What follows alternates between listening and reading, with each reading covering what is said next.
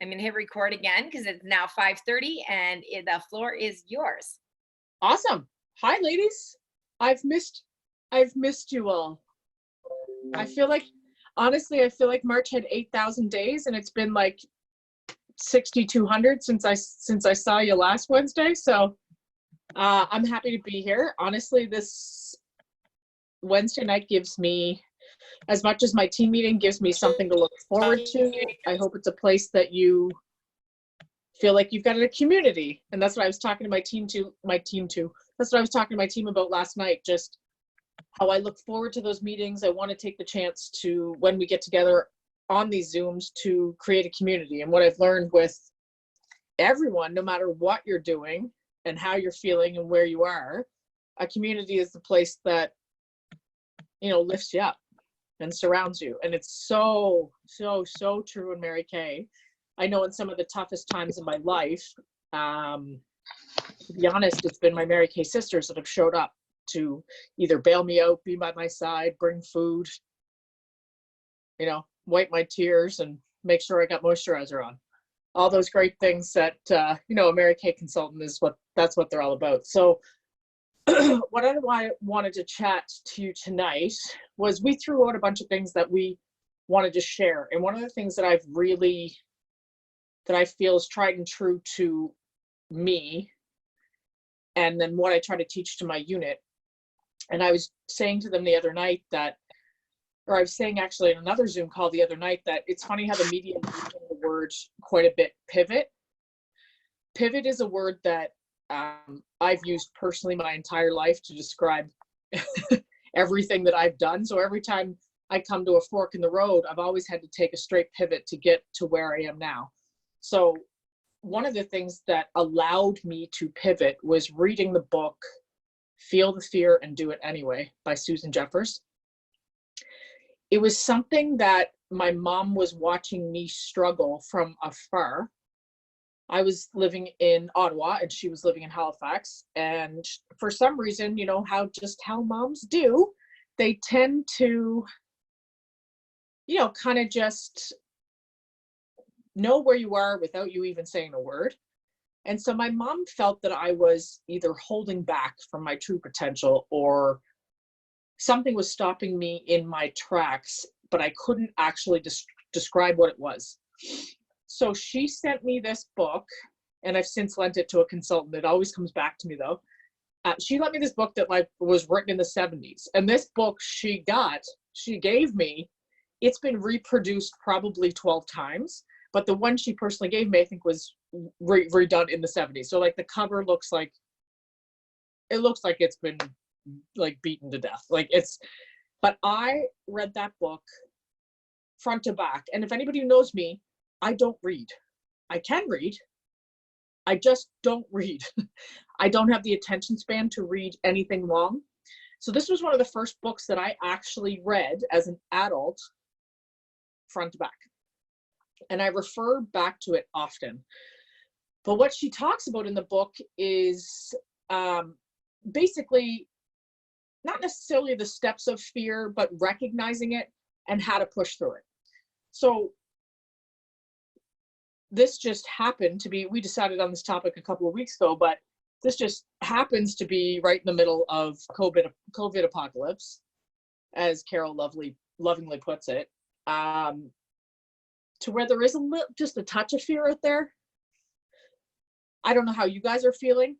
Just a little mini bit of fear. I don't know how you guys are feeling. Obviously, I know there's a range of emotions out there. For those of you who don't know, I'm 9 months pregnant and I'm supposed to have a kid within the next 2 weeks. And I went to the hospital today for my first ultrasound. I'm at 36 weeks, so I'm about to turn 40, actually the beginning of April. And when you're 40, they consider you a geriatric pregnant woman, and you have to go to a completely different floor. And they basically treat you like you're 95. But it's lovely. You get great treatment. But there was just an ounce of fear going into the hospital today for a multitude of reasons. I was at the hospital last week, and things, as you know, have progressed. They progress every day. They progress in the week with everything that's going on in the world. And I show up to the hospital today and they are literally in like hazmat suits meeting you in the women's section of the hospital. They are basically like hosing you down with hand sanitizer and drilling you with about 10 questions. So if that doesn't give you a little bit of anxiety when you're 9 months pregnant, I'm not sure what what is. But when I'm faced with a situation like that, to where I know I'm walking into something a little bit stressful, or I've got apprehension about something that I either need to do or, is kind of coming up upon me that I've never done before, I go back to this freaking book that I actually read. And what she talks about in the book is basically the first thing is acknowledging what the fear is. Now, I won't lie, I spent a lot of my life in a little bit of, I want to say denial is probably a good word, if I'm being completely honest, and with a lack of being vulnerable. Because what I've always equated vulnerability to, is I bet you can all think what it is, but I've always equated being vulnerable and open and exposed to being weak. Anybody else ever felt that way? If I'm going to share who I am and how I live and my opinions and how I feel and the fact that I am so scared, I'm automatically weak. And that makes me lesser than. So that was something that I walked into reading this book thinking about myself. And what coming out at the end of this book, I was thinking, okay, well, you know what? I've got to acknowledge that. One, I'm scared of being vulnerable. That was the first acknowledgement. Two, I was scared of being scared. I was fearful of fearful of being scared of this. And people are like, oh, people are going to think I'm this and they're going to think I'm that. Some of the biggest fears in the world that women have in particular is one of their biggest fear is what other people are going to think about them. Whether they're going to think they're a good mom, or they're a good wife, or they're a good employee, or they're a good Mary Kay consultant, or they're just a good person in general. Those are actually like the top 4 or 5 fears of a female in particular. Isn't it sad that men don't think any of that? Women think all those things in the run of like 5 seconds, and men are just like, I'm kind of awesome. So when I read this book, I thought, okay, so the first thing is acknowledging the fear. So am I nervous to have a kid even though I've done it before? Yeah.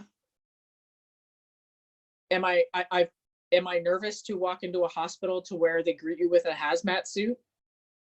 Yep. Am I nervous for them to tell me that there's an issue or there's something wrong? Absolutely. But what I had to acknowledge, even walking into the hospital today, was I had to acknowledge all those things. So I sat in my car, in my pink Cadillac, in the parkade, and I just sat there for a good 3 to 4 minutes. I went early, and I thought, okay, here's what I'm going to walk into. I'm going to write it. I'm going to visualize it for myself. I'm going to see them in their hazmat suits. They're going to ask me questions. I'm going to answer them truthfully. And then they're going to tell me where I need to go, what floor I need to go to, which I already knew anyway. So the first thing is acknowledging the fear. So acknowledging it. The second thing about feeling the fear is being prepared. What information do you have around this fear? So for example, I knew that I was supposed to go to the 7th floor. I knew that I was getting an ultrasound. I knew my appointment was at 2:30, and I knew that I was early. So those are all things that I knew. So I was prepared for where to go, what to do. So I knew this. So nothing really was this massive surprise. So I wasn't caught in fear off guard.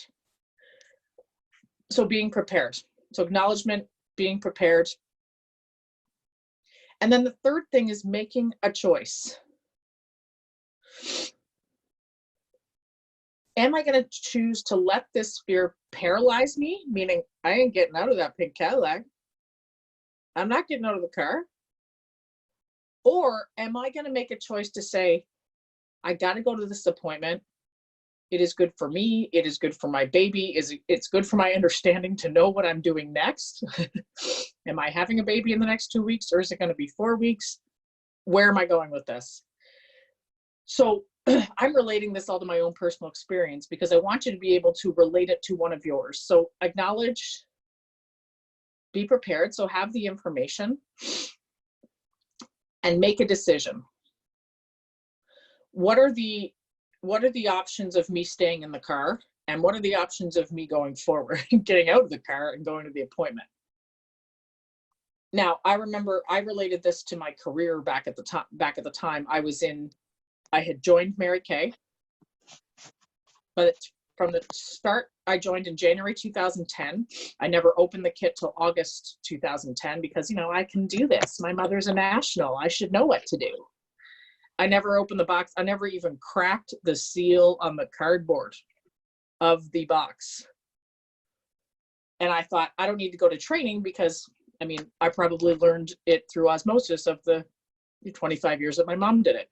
Yeah, fail, fail, fail. But at the time when I read this book, I was at a crossroads of, do I take this opportunity with Mary Kay, the unknown, or do I continue on the unhappy current track that I'm on, making great money, but wildly unfulfilled and wildly unhappy? Which way do I go? And so she sent this book to me, not knowing which direction I was going to take. And knowing my mother, it wasn't her pushing me toward the direction that, of Mary Kay or where she wanted me to go. My mom's always been that type of person to where she's like, you know what, I'm going to give you this. You have all the information, and then you make the decision that works for you. But my biggest fear was the unknown. Am I going to be good at this? Are people going to buy makeup from the girl that barely washes her face? Like, who's going to buy mascara from someone that doesn't even know how to apply it? And who's going to buy a lipstick of even like any color of a girl that's never even cracked one? So the fear of the unknown is what was holding me back. But after reading this book, what I learned was acknowledging that fear. So I remember calling my mom, and it doesn't have to be your mom, but I remember saying it to my best friend and saying it to my mom at the time is, I don't know what the heck I just did. Like, I just signed up for Mary Kay to get my product at a discount. And, and I really wanted the discount, but I got this box sitting here and I'm scared to death to open it. Because I feel once I open it, I got to do something with it.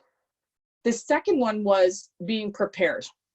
And one thing that I've said this a couple of times if you've heard me talk, but I had a really influential basketball coach in my life that he said to me and had basically like a come to holy talk with me. And he said, Nadia, what is it that you can control?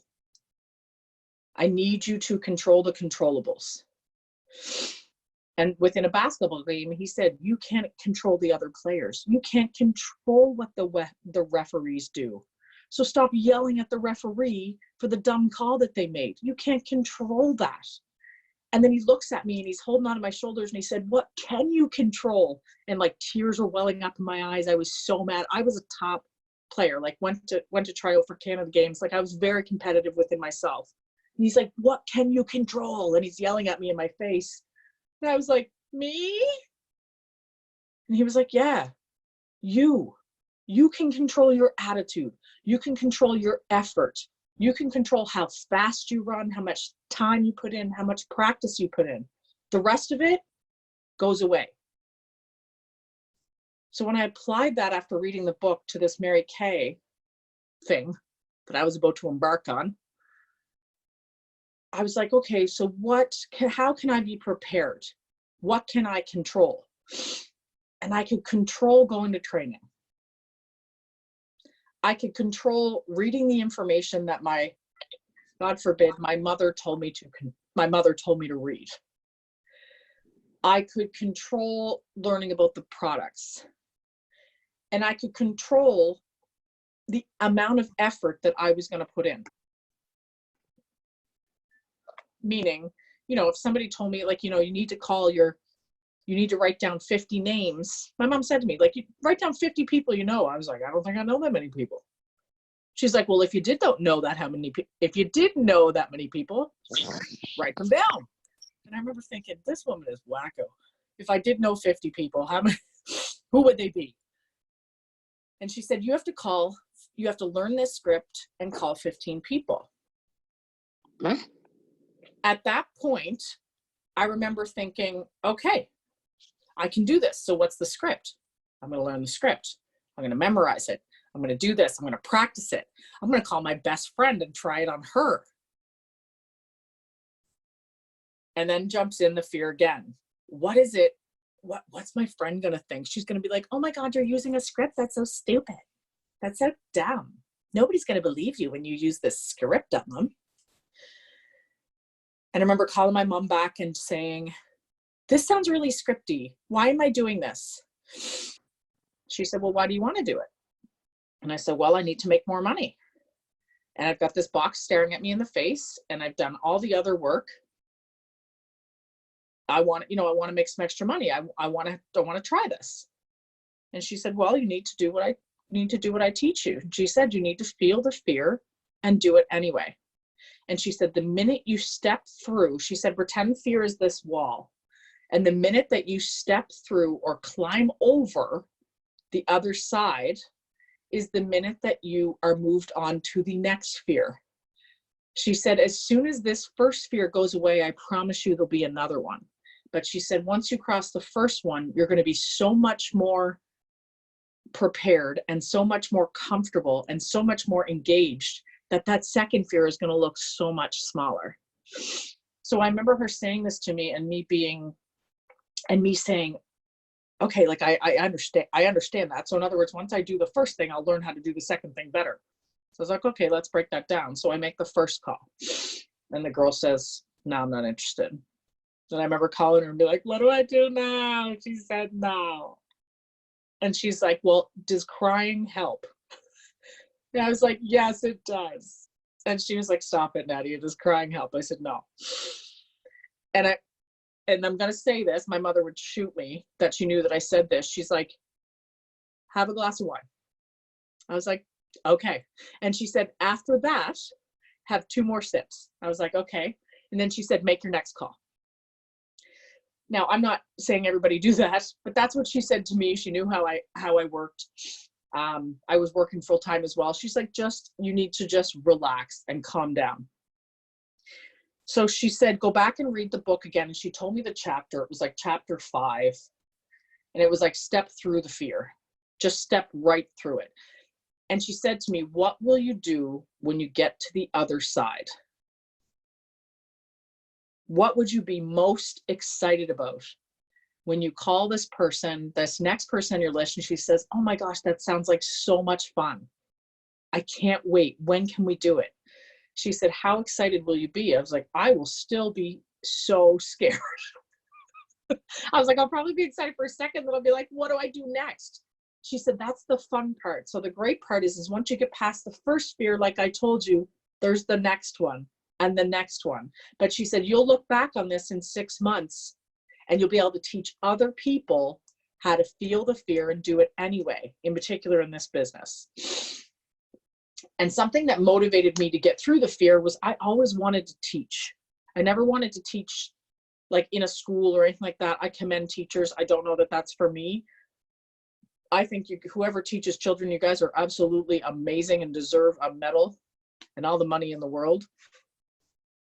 I just always wanted to be able to share experience because I think sharing experience is what helps people grow.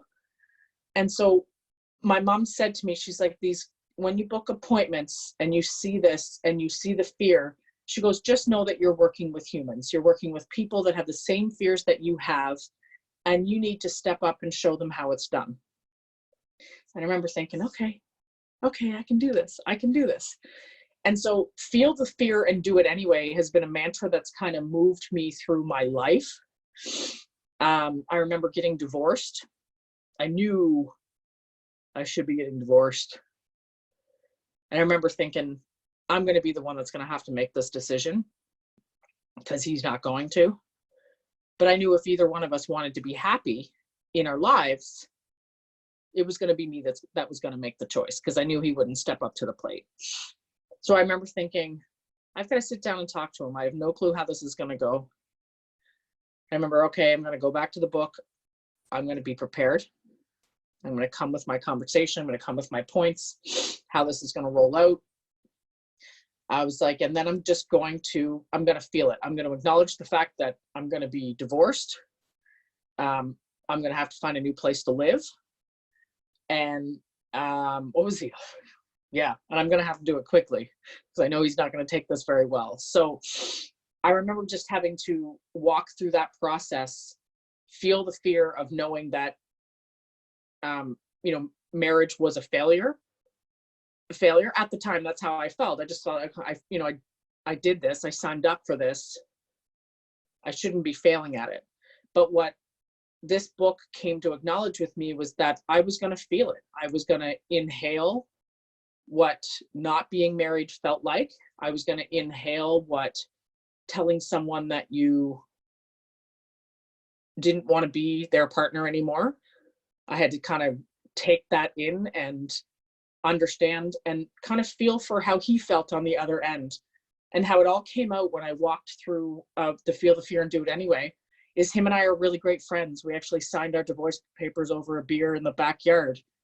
But it was because I acknowledged the fact that, that this needed to happen, understood the fears and the outcomes that could go with it. I didn't dwell on the what ifs, but I took the realities of how he reacted, understood it, absorbed it, acknowledged his feelings, and then moved through it. And so the same thing within your Mary Kay business, when you're doing this, I don't know where all of you are in your career, and I know that some of you could be 30 days new, and I love the fact that you're on these calls. Some of you could be 90 days new. Some of you could be 10 years new. At some point, there's still these fears of doing that first appointment or making that first call or asking someone if there'll be a practice interview or marketing session for you. I will say that if you can get past the fact of how she's going to react or what her reaction is going to be, and just know and be confident and be shored up in what your goals are, that will help push you through that fear and get you to that other side of the wall. I talk to my team a lot about being shored up about Mary Kay, being shored up about the opportunity, and being shored up about how amazing this marketing plan is. And if you don't understand the marketing plan 110%, then you're not shored up. So my recommendation to you is that if you have some goals in this business to grow, whether it be shored up, shored up, S-U-R-E-D, shored up, confident, you're 100% understanding, you're 100% in agreement that this is the best marketing plan out there for any direct sales company that exists today. You are shored up in the fact that the product that the company produces is second to none. You're shored up that when you sell a product at $10, you make 50% and you understand it. And you're shored up with the fact that when you go and sit down with a woman and show her the product and run through the flip chart as it's presented to be, that it's the best way to present the product, and you're sure that whatever you tell them that the company's told you that this product does, you are guaranteed and understanding that you're shored up and that's the truth. If you're not, you need to get right with that. Because I'll tell you, the fear of booking your next appointment, booking your next coffee chat, sharing the business opportunity within an appointment, or recommending a moisturizer to someone comes with being shored up and being confident in 100% of what the offering is. That will move you over that first fear, over that first wall, and get you to the smaller fear walls moving forward. So by the time you got everything in place, you're just doing hurdles over all those fears, and you're on your way to your biggest goal, whatever that would be. Whether it's $1,000 in sales in a day, 7,000 in a month, to become a red jacket, to have 150 customers, or to become a director. Whatever that goal may be, you've set yourself up for success. Oh, sorry. Did somebody ask a question? No? Okay. Just by giving yourself that preparedness and being confident in what your offering is, you've eliminated 3/4 of the fears that are going to jump in your face as you move through the business. Now, funny, what I do with my team all the time, and for those of them that are on here, Melissa, there's a bunch of us on here, Cheryl, Marilyn, I do booking every Sunday night, like clockwork. I do booking for an hour and a half every Sunday night, sometimes an hour. I mean, there's other times during the week I do it, but if you're on my team and you know me, you know Sunday night, that's what I'm doing in my office. And I'll share with them some of my booking flubs, meaning the ones that, don't go super well.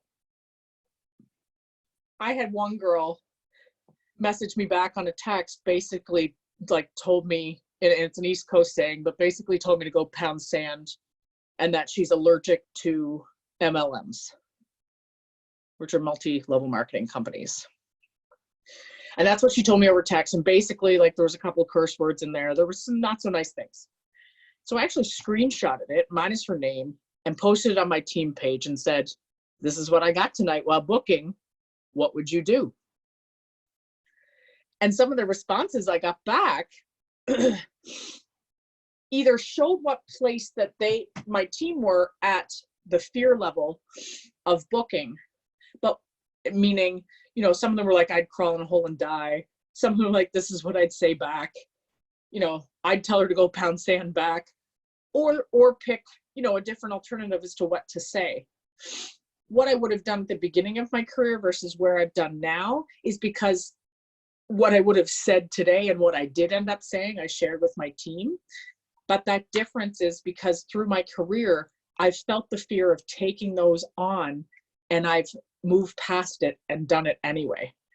So as I try to share those experiences with my team, they see and understand that there are more options than saying, screw you, I'm allergic to you too. Like, there's more options than doing that. Are you laughing, Carol? I get them, honestly, and I get them all the time, but of the numbers in the amount of people I connect with, the percentages of those comments back become lower and lower and lower, because you tend to less recognize them. And as you move through your career, you tend to just, it doesn't phase you anymore. Because you've spent. Just don't even notice. Yeah, you don't. Yeah, just like, oh yeah, whatever. She said no to me. Yeah, that did happen. I did message 12 people and nobody got back to me. That's right. Yeah, you just move on, because your goal becomes bigger than the fear when you choose it to be. When you choose to let the fear be bigger than the goal, then that's when you're not going to move and you're going to get stuck. And so that's what I'm talking about through this book, in making a choice and making a decision. Is the choice really is, are you going to let the fear be bigger than the goal, or are you going to let the goal be bigger than the fear? So I didn't become a director until March 2013, so 3 years later. So for 3 years, I knew I wanted to be a director. I knew if I was going to do this business, I was going to do it. I was just like, I'm going to director. But I allowed the fear of doing the job take over my goal. And I remember being in DIQ thinking, oh my gosh, like, this is insane. Like, what am I doing? I remember calling my mom in the second month saying, I don't need to do this. Why am I doing this? And I remember her just taking me back to the very beginning. She said, why are you doing this? Why did you sign the agreement? Why did you end up opening up the box? And taking me back to my real reason and my real goal of why I opened the box that August and why I decided to feel the fear and do it anyway, was I remembered that my goal was actually bigger than the fear of picking up the phone and calling someone and offering them the awesome opportunity of this business. And that's when I got real shirt up. Desiree's asking me what shirt up. I mean, come to the East Coast, we'll say that all the time, but shirt up is like, you're like 100% on what this marketing plan is all about. And like I said, if you're not, get right with it, get it in your mind, get so you're able to recite it and be proud of it when it comes out of your mouth. Because I'm telling you, making 50% is unbelievable. I'm going into having a baby, obviously, as a self-employed person, maternity leave is not an option. And so I have all kinds of people ask me, you know, what are you going to do about maternity leave? Are you going to take time off? Like, how are you going to make any money? And so those people I sit and have a conversation with. I usually end up recruiting them, but I usually have a conversation about, you know what, I'd love to tell you about our marketing plan. We make 50% of what we sell. And if I told them what I sold last month, they'd be like, oh, okay, I get that you don't make a maternity leave. I understand that that's not, you know, how it works. But until you get right with that and understand it, then that's when you're really going to be able to feel any fear that comes in your direction about sharing the business, about sharing the product, about, you know, when we're not in isolation, asking somebody to sit down with you and have a facial, or when you're in isolation, asking someone to be a virtual hostess, or ask them if they'll, you know, go check the mail for a sample pack that you're going to send to them. That fear will go away when your goal becomes bigger. So usually what I spend time asking my team and asking myself is, you know, what do you want to work on this month? What's your personal goal this month? How much money do you need to have to cover off the bills or give you the extra? And then we talk about breaking it down from there. And then acknowledging what is fearful to them about that goal. And then we talk about it.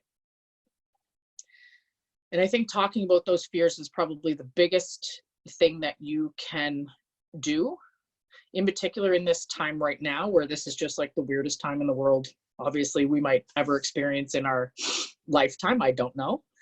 But it's just acknowledging the fact that it's, you know, that it's a different space, that you might not be feeling so great about it. You might be falling down the rabbit hole.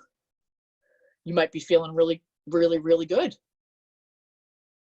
I think acknowledging that and talking about it with somebody you trust is really important at this time.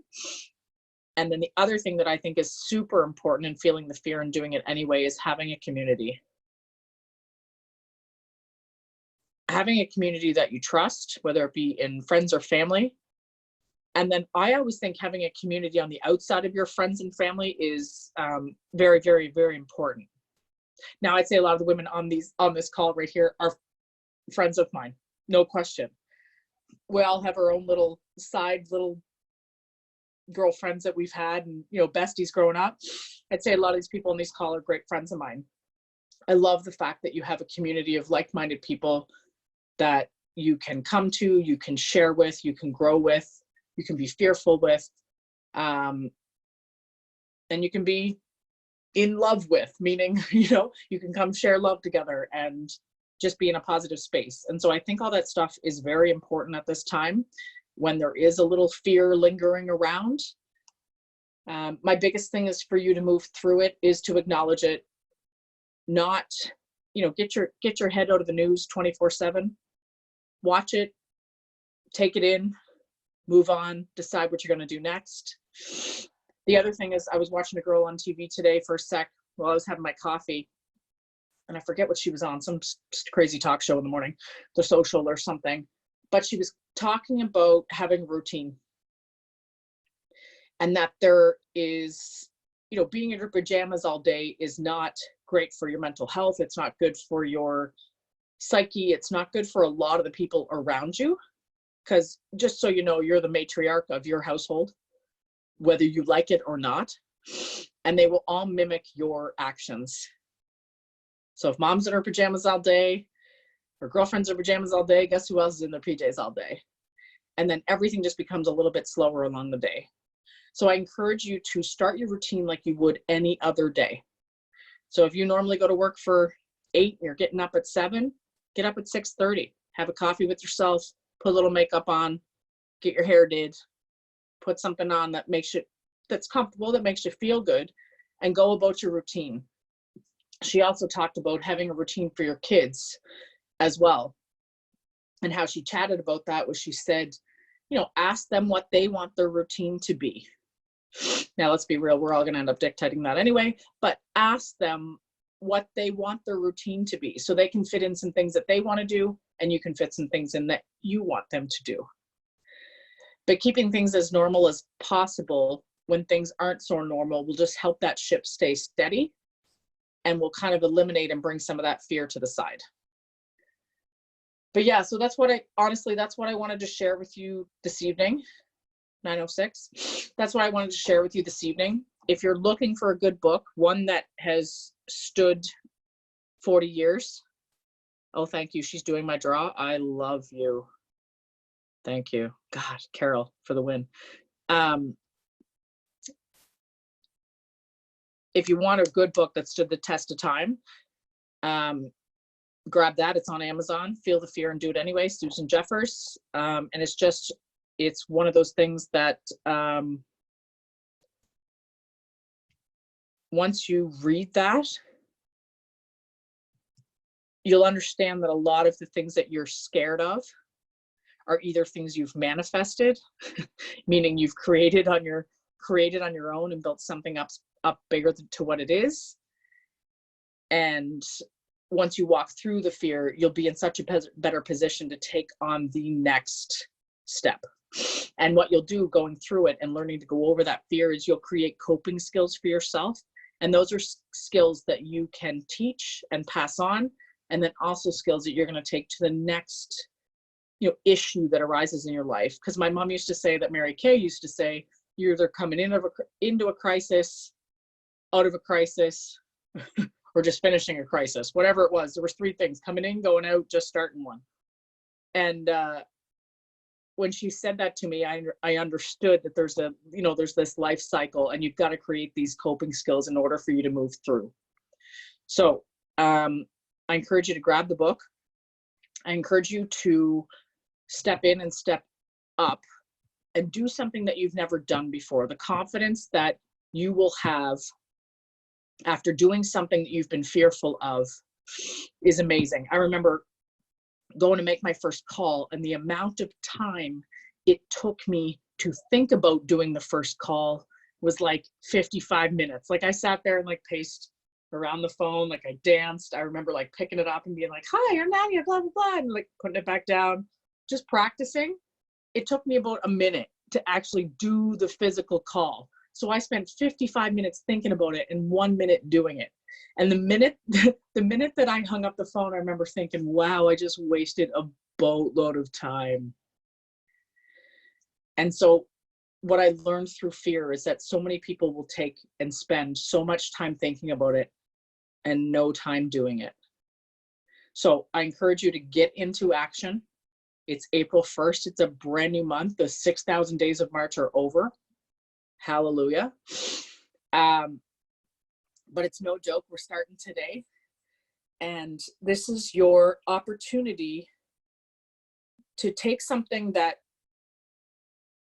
people think is impossible. I've got girlfriends saying, "How are you managing? How are you making out?" And these are people that have known me for a while. "How are you doing? And, how's your business?" And I was like, well, it's been great. It's been pretty good. Yeah, what I've learned is that skincare and cosmetics and a new lipstick makes people happy. And a lot of people, when they're stuck at home, what they go to make them happy is self-care and taking care of them, because it's great for their head, their mind, and their soul. And they're just like, oh, that's kind of neat. And I'm like, yeah, it is kind of cool. So I encourage you in this month to not hang with the naysayers, but hang with the doers. Spend your time in action, spend your time making a plan, my apologies, and spend your time working the plan. Those in the Caddy Max know that that's what we do. We make plans and we just work the plan. You're going to get off track a little bit. That's okay. But if you've got a plan to begin with, you know where to get back on the track. And that's what's really fun. So I encourage you in the next little bit, do something that you're fearful of, and do it in the first 3 days of the month, because that will set the tone for the rest of April for you and your Mary Kay business. I promise you, if you wait till April 15th, you'll just be behind the 8 ball the whole time. So start today. I've got a consultant on my team and she's on here now, and she always says, I always start on the 15th and I feel like I'm rushing the whole time. And let me tell you, she's off to a really great start this month. And I have a feeling this is going to be the best month of her whole career. Because she's in planning mode and she's in action. And that's the way that you're going to be able to move through fear and get to the goal that you want to. So she knows who she is. I won't call her out, but I'm just take the first 3 days of the month and make your plan, and then just start putting your plan into action. And that's how you'll be able to feel the fear and do it anyway. So I look forward to all of your goals. I look forward to hearing them. I love it when you share goals with me, because it allows us to coach you better toward that, and allow these Wednesday nights to be directed at where you want to go and what you want to do. So please feel free to share. Send me a message, send Carol a message, send your director a message, send Raven a message, send Angie a message. Tell them what your goal is for the month, and feel the fear and do it anyway. So yeah, so Carol, I'll let you draw. Tell me who the winner is so I can send some stuff. All right. Winner, chicken dinner is Melissa. So Richardson? Melissa, I think it is Melissa Richardson. Yes, it is. Melissa, she's mine. Winner. I'm trying to unmute her. Oh, there you go. Melissa, you won. Did I unmute you? There we go. Yay! You have her address, Nadia? I sure do. She's yours. She's mine. Awesome. Awesome. Well, this was awesome. Thank you. I agree with you. That's one of my favorite books. Like, I always think about, with a toddler, you have this exact same thing. If you don't acknowledge a toddler when they're screaming at you, it doesn't make it better. Ignoring them isn't going to make it go away, right? Like, there are no more cookies is not going to make them not ask for cookies. So just, you got to acknowledge it. And then you got to make a plan. Like, what am I going to do so that this isn't going to keep happening? And how am I going to get cookies, or figure out how they can be okay with no cookies? Like, right? And that's really how you work your Mary Kay business. So I love that. That's awesome. Well, listen, ladies, I am just happy to spend the time with you this week.